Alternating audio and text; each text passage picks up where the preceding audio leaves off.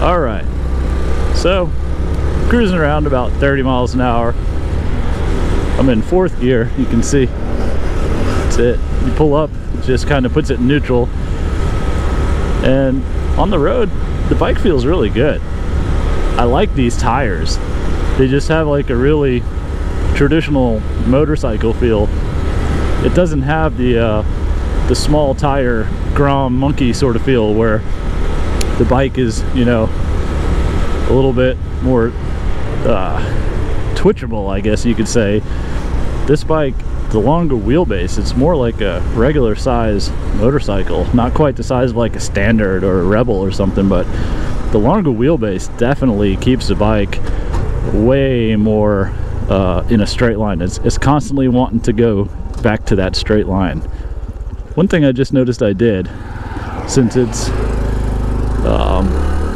semi-auto, you know, you want to be down in 1st gear when you cross a road like that, and I put it all the way down into neutral and then up in the 1st, mostly because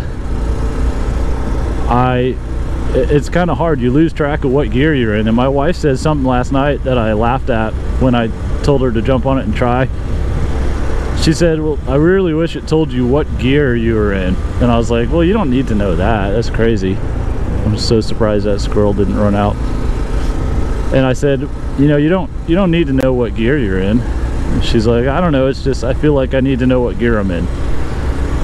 Now that I was met with a stop sign and a crossroads, I feel as if she has a valid point there, because, you know, I want to make sure I'm in 1st gear when I go to take off. When there's a car coming, I want to scoot, I want to go. And if you're in 2nd or something, this bike doesn't have the amount of power that it is going to need to pull the bike, you know, forward. So yeah, just knowing. All right, we'll try it out. So look, we're in neutral right now, obviously, and say I didn't know, so now I'm in 1st. All right, we're gonna go up to 2nd. Let's say I didn't know that I was in 2nd. Let's see how it takes off. It's not too bad, but it's definitely not punchy. So I think that's a pretty important little thing she picked out, that it, you know, with the semi-automatic clutch, I feel as I don't know what gear I'm in most of the time. But I think the trade-off of not knowing what gear you're in and the clutch is important for a new rider or a really casual rider. See, I'm trying to nail this downshift thing with the heel toe. I say heel toe, but it's not heel toe. Okay, see, I think I was in 2nd again. See, that's case in point. It's up. So I'm 3rd now, 4th. Yeah. So that's interesting. It's good. It's going back to what she said about the gear selector. I can see her point now. So road manners, the short little distance that I've done on concrete, the bike feels extremely composed. It feels really solid. Feels good on the road. The thing I want to bring up next is about the seat. So the scooter seat on this, I'm finding as a tall person, I'm wanting to sit towards the back of it a lot. So my rear end is like half on the rack that's back there. And that's not good, because that can get uncomfortable. So I have to scoot my riding position up more than I, you know, naturally would sit. The seat's not long like it is on the Monkey, so it's kind of got me sitting up more than I'd like. All right, see, I thought I was in 1st at that point, but I really wasn't. I was in 2nd. So see, 1st has got some more pickup and go.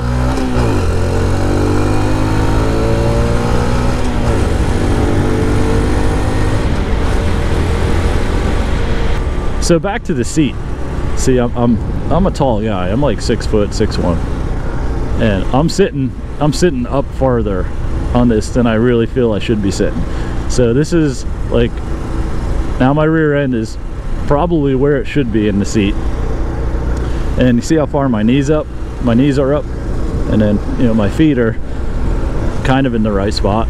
But I feel as if like it's putting a big angle on my feet.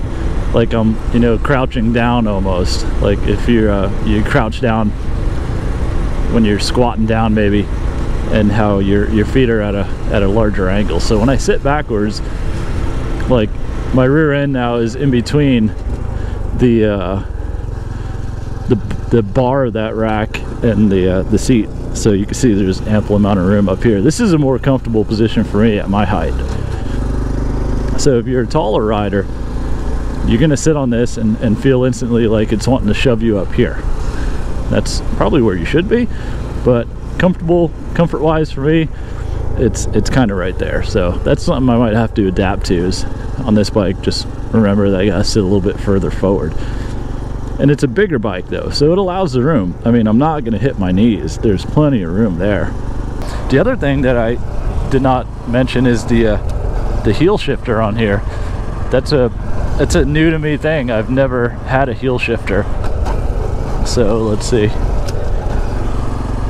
I don't know what the purpose of that would be, other than to maybe, you know, like when you're leaning over and turning and shifting, for some reason you can just kind of, I don't know.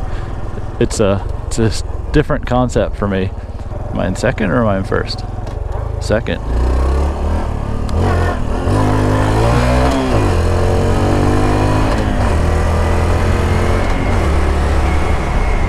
Once again, that first second thing kind of caught me off guard a little bit. But back on the road, man, it feels good on the road. I mean, it's just so solid. It feels tall too. I mean, the minis that I have, the Grom and the Monkey, they're a lot lower. It feels, just feels like I'm on a tall, regular size motorcycle here. I'm not totally experienced with all the varieties of motorcycles, but this definitely feels like a bigger motorcycle than the minis that I'm used to.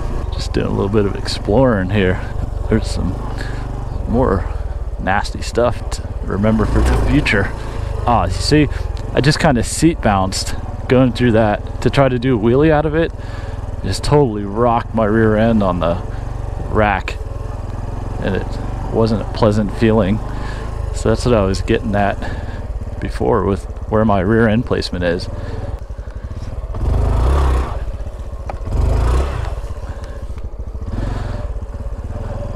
It turns pretty good. Like, you know, if I had to turn around sharp on the trail, let's see, this is a pretty small area, so just do a foot plant, kind of do a circle trail or a circle turn around here.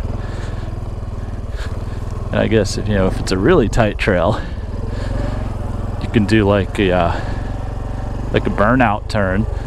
So we'll try it over here, see if we can't do like a spin turnaround. Certainly not as easy.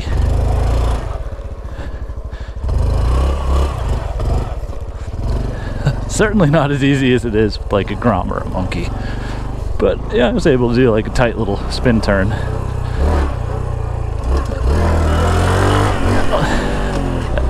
Yeah, it's totally harder to wheelie.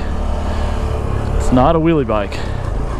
So we'll get that out of the question. This is good because I'm not a wheelie guy. I should stay away from wheelies. Downshift, downshift, jerk, downshift, jerk, downshift, neutral. So you can pretty much account for it jerking on every downshift. Let's do a speed run. All right, let's go. Pulling out.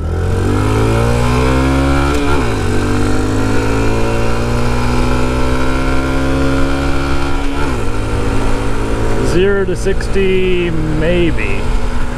I doubt it. I think this is my turn. Alright, so fast turn. Ooh, I was able to heel toe downshift it.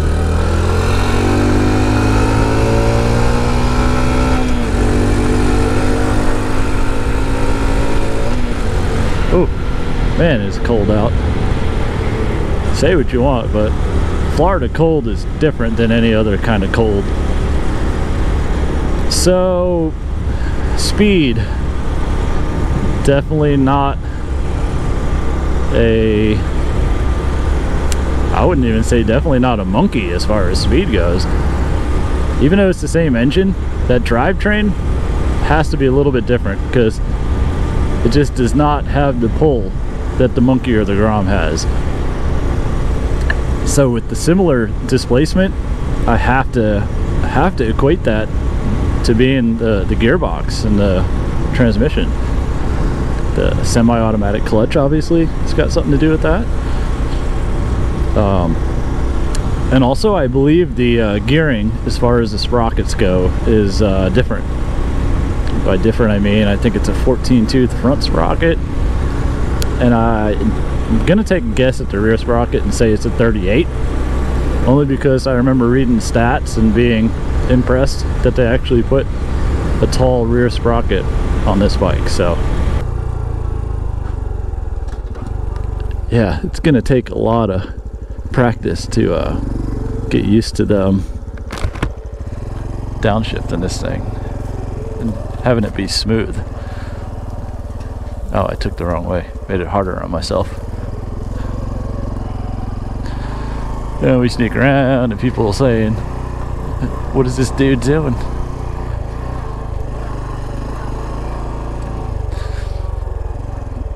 We'll give this a proper sugar sand test at my parents' property tomorrow.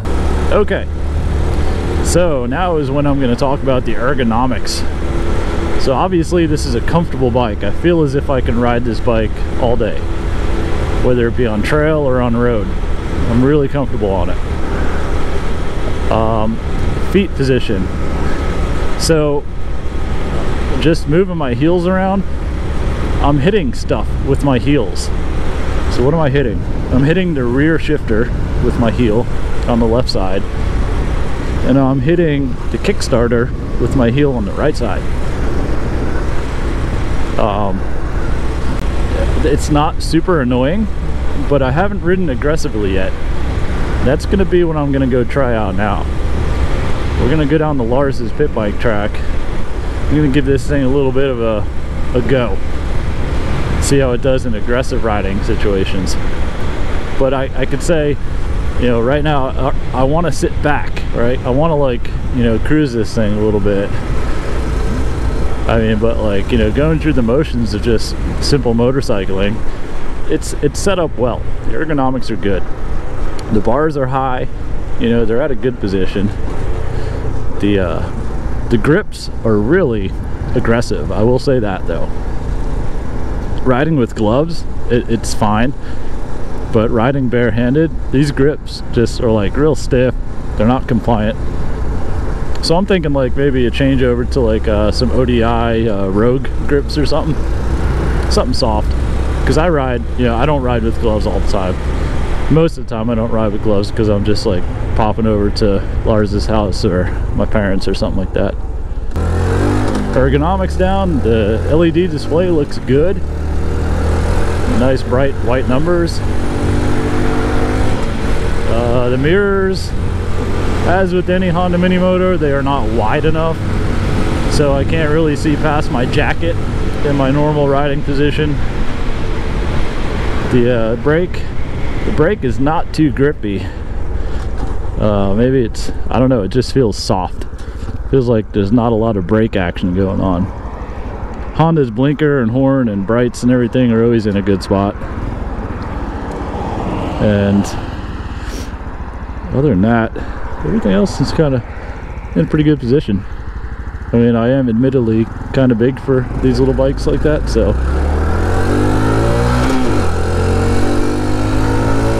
So jumping out onto the road like that, this is a 50-mile-an-hour road, and I'll be lucky if I hit 50 before my turn, so we'll see. Not really. So obviously when you motorcycle, you want to use both brakes in tandem, and both brakes together seem to work pretty good. Alright, let's get some speed. I'm sitting on the rack. Literally, I'm sitting on the rack right now. It's pretty funny. Maybe this is where the heel shifter comes in? Yeah. Oh, I think I'm gonna hit 50. 50. 51, 50 maybe, 52, 50. Are we gonna get 3? Are we gonna get 3? I don't think so. I don't think we're gonna do it. Well, we're going uphill slightly, so I'll probably hit it on this downhill or level out. Well, let's see. 50, come on. Where's my 3? 53. 54 maybe. Going once, going twice. Oh no, we're down to 52. What did I do? What did I do? Oh, I lost my 53. Oh, there's the kids. Woo, big brakes. Oh yeah, I've got the heel toe downshift on that one. All right, so now we're on Lars's road.